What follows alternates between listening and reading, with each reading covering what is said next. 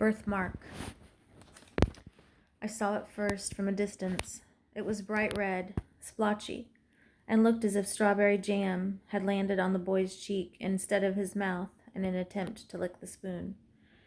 As he played with the children just like him, but without a mark of such misfortune, I watched and hoped my young son would not point to it or make fun of the boy who wore it so bravely, as if he were just like the other boys, with soft and tender cheeks, who would go home to their mirrors and scrub their faces clean without the shock of what couldn't be washed away.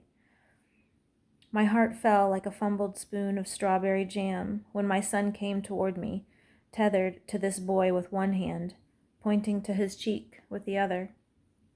All of a sudden, anxiety dissolved like a large, temporary tattoo of an apple, half washed away. I also want to say, this poem I wrote back in 2010, March 29th, 2010. And wow, that was just a little over 10 years ago.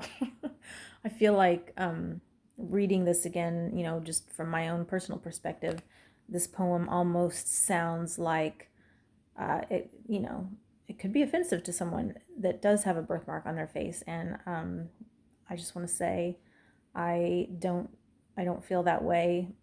When I wrote this poem, I my fear was that this, what I thought was a birthmark, could be something that would draw attention, probably unwanted attention, to this child that I mistakenly thought had a birthmark. Anyway, I don't think that there's anything ugly about a birthmark, or there's some words I use. I don't think it's a shocking thing.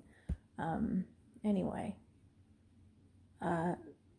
Poems are just a snapshot not only of what the poet sees, but they're also, as in this case, interesting to me to look back on and just see what my sort of worldview was at the time of the writing of some of these poems. So anyway, that's probably said too much, but I just wanted to point that out, that I don't feel like there's anything to be ashamed of if somebody had any kind of a birthmark anywhere.